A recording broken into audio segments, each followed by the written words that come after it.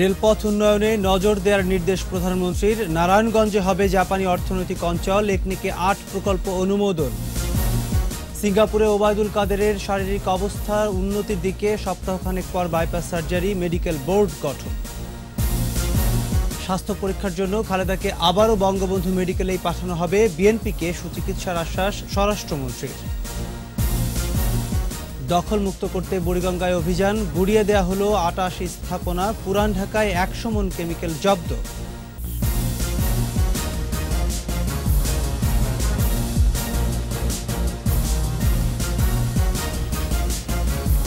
শুনছিলেন first security ইসলামী bank limited সংবাদ শিরোনাম। আমন্ত্রণ জানাচ্ছি রাত ৯টার ২১ সংবাদে। আপনাদের সাথে আছি আমি প্রণব চক্রবর্তী। এবার রেলপথ উন্নয়নে নজর দেওয়ার নির্দেশ দিয়েছেন প্রধানমন্ত্রী শেখ হাসিনা। জাতীয় অর্থনৈতিক পরিষদের নির্বাহী কমিটি একনেকের সভা শেষে কথা জানান পরিকল্পনা মন্ত্রী আব্দুল মান্নান। প্রধানমন্ত্রী শেখ হাসিনার সভাপতিত্বে একনেক সভায় ৬,২৭৬ কোটি টাকার ৮টি উন্নয়ন প্রকল্পের অনুমোদন দেওয়া হয়। বিস্তারিত জানাচ্ছেন আকবর হোসেন সুমন।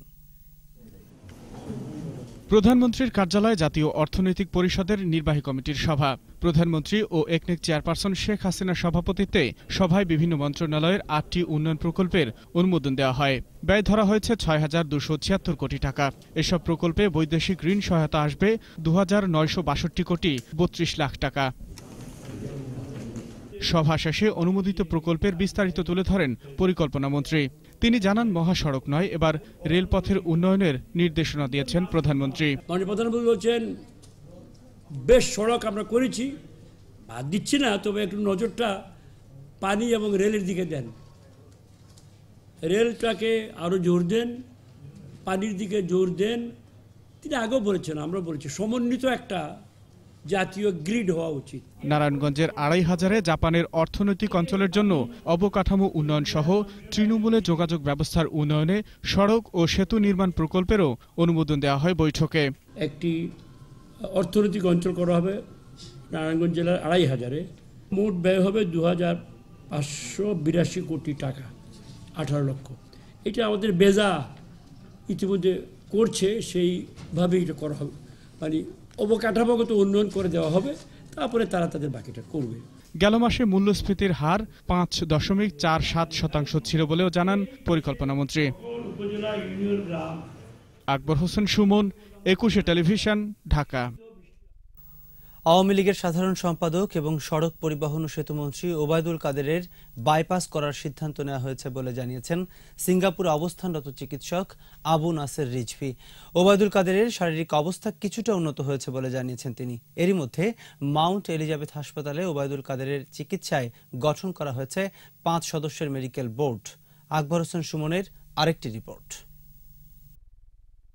উন্নত চিকিৎসার জন্য সোমবার সিঙ্গাপুরের মাউন্ট এলিজাবেথ হাসপাতালে নেওয়া হয়েছে ওবায়দুল কাদেরকে। ভারতের প্রখ্যাত কার্ডিওলজিস্ট ডাক্তার দেবী শেঠির পরামর্শে তাকে উন্নত চিকিৎসার জন্য ওই হাসপাতালে নেওয়া হয়। এয়ার অ্যাম্বুলেন্সে ওবায়দুল কাদেরের সঙ্গে তার সহধর্মিণী ইশরাতুন্নেসা কাদের, বঙ্গবন্ধু শেখ মুজিব মেডিকেল বিশ্ববিদ্যালয়ের পরিচালক ডাক্তার আবু নাসের রিজভী ও মাউন্ট এলিজাবেথ হাসপাতালের চিকিৎসক প্রতিনিধি ছিলেন। ওই হাসপাতালের চিকিৎসকরা তার বাইপাস করার সিদ্ধান্তের কথা জানিয়েছেন। তারা চিন্তা করছে আগামী কয়েকদিনের ভিতর এই কিডনির সমস্যা এবং ইনফেকশনটাকে কন্ট্রোল করার পরে they are thinking for the bypass surgery, এবং বর্তমানে তার অবস্থা আগে থেকে ক্রমেই উন্নতির দিকে যাচ্ছে। ওবায়দুল কাদেরের কিডনি সংক্রমণেরও আভাস দিয়েছেন চিকিৎসকরা। প্রথমত তারা অ্যাপ্রিসিয়েট করেন যে বাংলাদেশে তাকে গত 2 দিনে যে ম্যানেজমেন্ট করা হয়েছে, very excellent management being done. এখন তার অবস্থা মোটামুটি স্টেবল আছে, কিন্তু তার কিডনিতে একটু সমস্যা আছে এবং তার কিছু ইনফেকশন আছে। ডাক্তার ফিলিপের নেতৃত্বে ৫ সদস্যের মেডিকেল টিম ওবায়দুল কাদেরকে সার্বক্ষণিক পর্যবেক্ষণে রেখেছে। আকবর হোসেন সুমন, ২১ টেলিভিশন, ঢাকা। দুর্নীতি মামলায় সাজাপ্রাপ্ত খালেদা জিয়ার সুচিকিৎসার ব্যাপারে আশ্বস্ত হয়েছে বিএনপি। মহাসচিব মির্জা ফখরুল ইসলাম আলমগীর জানিয়েছেন, খালেদা জিয়ার চিকিৎসার ব্যবস্থা নেয়ার আশ্বাস দিয়েছেন স্বরাষ্ট্রমন্ত্রী। সচিবালয়ে মন্ত্রীর সাথে দেখা করেন বিএনপির একটি প্রতিনিধি দল। তবে স্বরাষ্ট্রমন্ত্রী বলেছেন, মেডিকেল বোর্ডের নির্দেশনায় খালেদা জিয়ার চিকিৎসার ব্যবস্থা করা হবে। তৌহিদুর রহমানের রিপোর্ট। দুর্নীতি মামলায় সাজাপ্রাপ্ত হয়ে কারাগারে থাকা খালেদা জিয়ার সুচিকিৎসার আবেদন নিয়ে স্বরাষ্ট্র মন্ত্রণালয়ে যায় বিএনপির একটি প্রতিনিধি দল। মন্ত্রীর সাথে বৈঠক শেষে বিএনপি মহাসচিব জানান, খালেদা জিয়ার সুচিকিৎসার ব্যবস্থা নেওয়ার বিষয়ে স্বরাষ্ট্রমন্ত্রী আশ্বাস দিয়েছেন। তিনি আমাদের কথা মনোযোগ দিয়ে শুনেছেন এবং তিনি বলেছেন যে তার সুচিকিৎসার জন্য যা করবার আছে তিনি তা করবেন। আমরা মনে করি যে স্বরাষ্ট্রমন্ত্রী তার কথা রাখবেন। তবে মন্ত্রী বলেন, আদালতের আদেশ অনুযায়ী গঠিত মেডিকেল বোর্ডের সিদ্ধান্তের আলোকে খালেদা জিয়াকে সর্বোচ্চ চিকিৎসা দেওয়া হবে। বোর্ড যেভাবে সিদ্ধান্ত দিয়েছেন সেই সিদ্ধান্ত আমরা বাস্তবায়ন করার জন্য আমরা ব্যবস্থা নিচ্ছি। আমরা আইজি প্রিজনকে আমরা বলে দিব যে মানে যেই রকমভাবে বোর্ড বলেছে ঠিক সেই রকমভাবে তাকে যেন বঙ্গবন্ধু হাসপাতালে পাঠানো হয়। তিনি জানান, বাংলাদেশের যে কোনো হাসপাতালের চেয়ে বঙ্গবন্ধু শেখ মুজিব মেডিকেল বিশ্ববিদ্যালয় হাসপাতালে অনেক ভালো চিকিৎসা দেওয়া হয়। যে সমস্ত পরীক্ষা নিরীক্ষার কথা বলা হয়েছিল সেইগুলির জন্য তাকে পাঠাতে হবে, সেইটা আমরা পাঠিয়ে দিচ্ছি। তৌহিদুর রহমান, 21 টেলিভিশন, ঢাকা। বুড়িগঙ্গার দুই তীরের 1 কিলোমিটার এলাকা জুড়ে 88টি অবৈধ স্থাপনা উচ্ছেদ করেছে বিআইডব্লিউটিএ। বসিলা ও কেরানীগঞ্জে প্রথম দিনের অভিযান শেষে কর্মকর্তারা জানিয়েছেন, পর্যায়ক্রমে বুড়িগঙ্গা ও তুরাগ তীরের দুই পারে গড়ে ওঠা অবৈধ স্থাপনা উচ্ছেদ করা হবে। আবার যাতে দখল না হয় সে বিষয়েও ব্যবস্থা নেওয়া হবে বলেও জানিয়েছেন তারা। জেউ জুবাইরের রিপোর্ট। রাজধানীর বসিলায় বুড়িগঙ্গা তীরে গড়ে ওঠা অবৈধ স্থাপনা উচ্ছেদ অভিযানে বিআইডব্লিউটিএ। দ্বিতীয় ধাপের উচ্ছেদ অভিযানে এভাবেই গুড়িয়ে দেওয়া হয় বহুতল ভবনগুলো। একে একে ভাঙা হয় 88টি স্থাপনা। নদীর অপর পারে কেরানীগঞ্জের খোলামুড়ায় মধু সিটি আবাসিক প্রকল্পের অবৈধভাবে দখল করে রাখা 1 কিলোমিটার এলাকার স্থাপনা ভেঙে দখলমুক্ত করা হয়েছে। আমিন মমিন হাউজিং সহ এর পরবর্তী যে হাউজিংগুলো আছে, Chandrima housing, Basila housing, silk city housing এবং আপনার ঢাকা উদ্যান সহ আফসানা হাউজিং, মধু সিটি, এগুলোও কিন্তু আমরা আমাদের যে নদীর অংশটুকু সেগুলো কিন্তু অপসারণ করে নদীর জায়গাটা আমরা ফিরিয়ে আনার চেষ্টা করবো। উদ্ধার হওয়া নদীর জায়গা আর যাতে দখল না হয় সে বিষয়ে ব্যবস্থা নেওয়া হবে বলে জানিয়েছে বিআইডব্লিউটিএ। সদরঘাট থেকে এই অঞ্চলে প্রায় 50 কিলোমিটার 12টা কম্পোনেন্ট আছে। এখানে এই ওয়াকওয়েগুলো হবে, ওয়াকওয়ে হবে, নদীর পার বাঁধা হবে এবং এখানে 19টা জেটিও মালামাল এবং প্যাসেঞ্জার উঠানামার জন্য 19টা জেটি আমরা করছি এবং 3টা ইকো পার্ক থাকবে। কর্মকর্তারা জানিয়েছেন, পর্যায়ক্রমে তুরাগ ও বালু নদী সহ রাজধানীর সব নদী দখলমুক্ত করা হবে।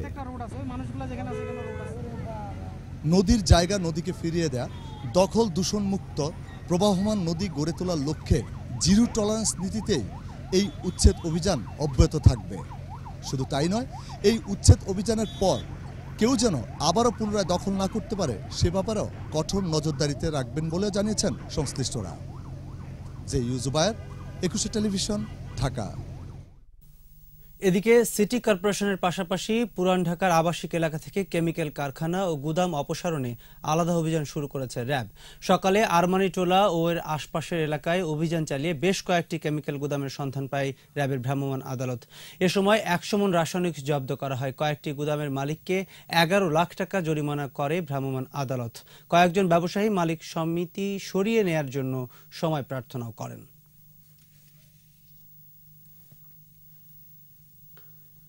নিচ্ছি ইসলামী ব্যাংক বিরতি। যখন ফিরছি তখন অন্যান্য খবরের সঙ্গে আরো থাকবে। গণফোরামের 2 সাংসদের শপথ 7 মার্চ আয়োজন শেষ করেছে সংসদ সচিবালয়। ডাকসু নির্বাচনে বর্ণিল প্রচার, মিছিলে স্লোগানে মুখর ক্যাম্পাস, পরিবেশ নিয়ে আশাবাদী ছাত্র সংগঠনগুলো। আবারও আমন্ত্রণ রাত 9টার 21 সংবাদে। দলীয় সিদ্ধান্ত উপেক্ষা করেই আগামী বৃহস্পতিবার সংসদ সদস্য হিসেবে শপথ নিচ্ছেন গণফোরামের দুই সাংসদ সুলতান মোহাম্মদ মনসুর ও মোকাব্বির খান। সংসদ সচিবালয় থেকে জানানো হয়েছে 7 মার্চ বেলা 11টায় স্পিকারের কার্যালয়ে তাদের দুজনের শপথ অনুষ্ঠান হবে। একাদশ সংসদ নির্বাচনে ডক্টর কামাল হোসেনের গণফোরাম থেকে জাতীয় ঐক্যফ্রন্টের ব্যানারে ধানের শীষ প্রতীক নিয়ে মৌলভীবাজার 2 আসনে জয়ী হন সুলতান মনসুর, আর মোকাব্বির খান গণফোরামের দলীয় প্রতীকে সিলেট 2 আসনে বিজয়ী হন। ওই আসনে ধানের শীষের প্রার্থী না থাকায় বিএনপির সমর্থন পেয়েছিলেন তিনি। আর জাতীয় ঐক্যফ্রন্টের ব্যানারে গত 30 ডিসেম্বরের এই নির্বাচনে অংশ নিয়ে মাত্র 6টি আসনে জয় পায় বিএনপি। জমে উঠেছে ঢাকা বিশ্ববিদ্যালয় ছাত্র সংসদের নির্বাচনী প্রচার। বাদ্যযন্ত্র বাজিয়ে মিছিল মিটিংয়ে প্রচারে নতুনত্ব আনার চেষ্টা করছে সংগঠনগুলো। ক্যাম্পাস জুড়ে তাই উৎসবের আমেজ। পরিবেশ নিয়েও সন্তুষ্ট সব ছাত্র সংগঠনের নেতাকর্মীরা। জসিম জুয়েলের রিপোর্ট। 11ই মার্চ হবে ডাকসু নির্বাচন। ভোটের দিন এগিয়ে আসার সাথে সাথে প্রচারও এসেছে গতি। ভোটারদের কাছে গিয়ে ভোট চাইছেন প্রার্থীরা।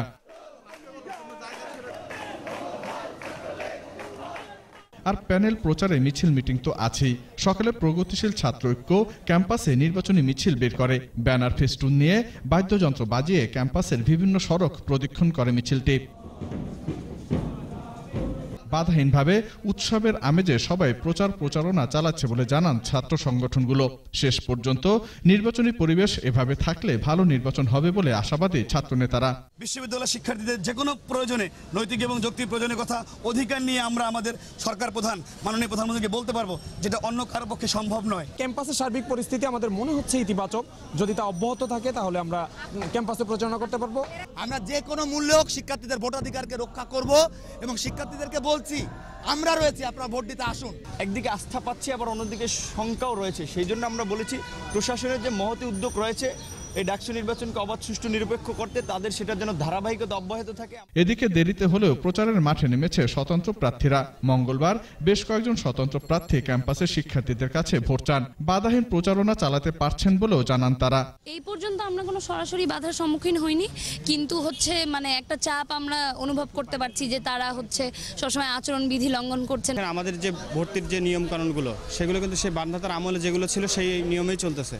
এগুলোকে মোটামুটি সবগুলোকে ডিজিটাল করার জন্য আমি এই পদে লড়তেছি। অনেকটা সাহস নিয়ে সামনে গিয়েছি, তারপরেও যে পরিমাণে রেসপন্স পাচ্ছি এটা আমার জন্য অনেক পাওয়া। ছাত্র নেতাদের পাশাপাশি সাধারণ শিক্ষার্থীরা বলছেন ভোটাররা যাতে নির্ভয়ে পছন্দের প্রার্থীকে নির্বাচন করতে পারে, প্রশাসনকে তা নিশ্চিত করতে হবে।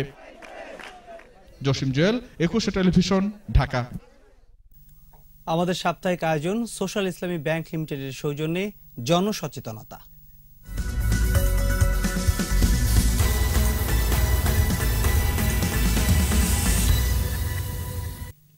চালকলের ছাই, ধোঁয়া ও বিষাক্ত পানিতে বাসের অনুপযোগী হয়ে পড়েছে নওগাঁর মহদেবপুরের অনেক গ্রাম। ছাই চোখে পড়ে অন্ধ হয়ে গেছেন অনেকে। জেলায় 1200 চালকলের মধ্যে মহদেবপুর উপজেলাতেই 400টি। নিয়মনীতির তোয়াক্কা না করেই গড়ে উঠেছে এসব কল। ভুক্তভোগীরা জানান চালকলের দূষিত পানি খাড়িতে পড়ায় মরে যাচ্ছে মাছ ও জলজ প্রাণী।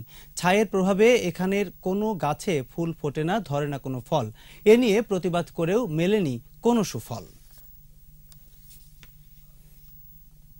7 মার্চ 100 টাকা মূল্যমানের নতুন নোট ছাড়ছে বাংলাদেশ ব্যাংক। পাশাপাশি থাকবে প্রচলিত নোটও। শতভাগ কটন কাগজে ইউভি কিউরিং ভার্নিশ যুক্ত এই ব্যাংক নোট হবে আগের ডিজাইনে ও রঙেই। তবে উন্নত মানের কোটিং থাকায় স্থায়িত্ব বাড়বে, কম ময়লা হবে এবং কোনো কিছু লেখা কঠিন হবে। আগের নোটের মতো খসখসে না হয়ে হবে চকচকে এবং কিছুটা পিচ্ছিল। আর এর সাথে শেষ করছি রাত 9টার 21 সংবাদ। যাবার আগে ফার্স্ট সিকিউরিটি ইসলামী ব্যাংক লিমিটেড সংবাদ শিরোনামগুলো আরও একবার। রেলপথ উন্নয়নে নজর দেওয়ার নির্দেশ প্রধানমন্ত্রীর। নারায়ণগঞ্জে হবে জাপানি অর্থনৈতিক অঞ্চল। একনেকে 8 প্রকল্প অনুমোদন। সিঙ্গাপুরে ওবায়দুল কাদেরের শারীরিক অবস্থা উন্নতির দিকে। সপ্তাহখানেক পর বাইপাস সার্জারি, মেডিকেল বোর্ড গঠন। স্বাস্থ্য পরীক্ষার জন্য খালেদাকে আবারও বঙ্গবন্ধু মেডিকেলেই পাঠানো হবে। বিএনপিকে সুচিকিৎসার আশ্বাস স্বরাষ্ট্রমন্ত্রীর। এবং দখলমুক্ত করতে বুড়িগঙ্গায় অভিযান, গুড়িয়ে দেয়া হলো 88 স্থাপনা। পুরান ঢাকায় 100 মণ কেমিক্যাল জব্দ।